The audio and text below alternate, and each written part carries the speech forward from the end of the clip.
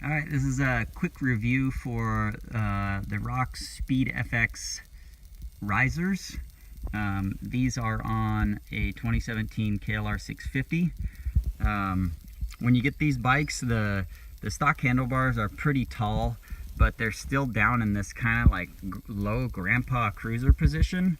I'm a 6-foot guy and it just wasn't real comfortable to stand, especially with the stock foot peg position, which I've done another review on the JNS foot peg lowering kit. If you're a tall guy, get those.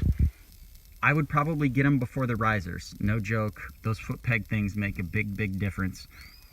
I really like these risers for a couple reasons. The build quality is really nice. They're expensive. I can't remember what I paid for them, somewhere around 80 bucks I think, but they're really nice machined. The hardware is really nice. They install super quick and easy. I have them mounted with a pair of Pro Taper Evo bars, and they allowed the position to come forward quite a bit, and the standing position on this KLR is much better now.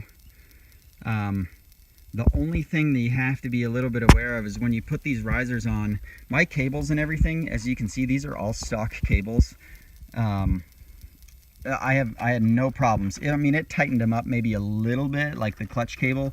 I could probably, if I wasn't so lazy, just reroute that a little bit. But all the rest of the cables, the throttle cables, you can see there's plenty of slack there still. This is a CR high bend, and this is the 2-inch riser once again. So there's no problem with that.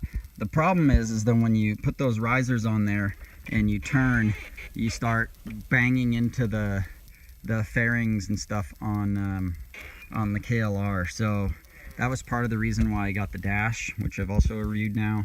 And then it was still banging into that. Just had to do a lot of modification, but anyway, this really opens up the cockpit. It's kind of a flaw on the Kawasaki. I don't know who rides these things that are 5 feet tall, but anyway, nice little upgrade. 80 bucks, but the build quality is nice. There's a few other ones on the market, but I didn't really want to gamble with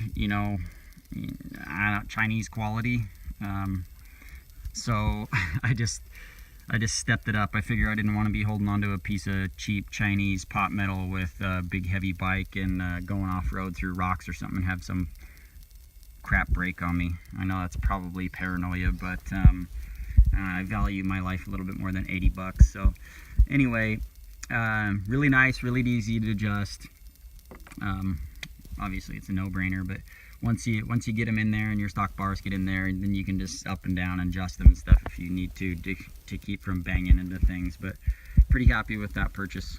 So anyway, that's for my review of the ROX risers, 2-inch and on a KLR 650 2017.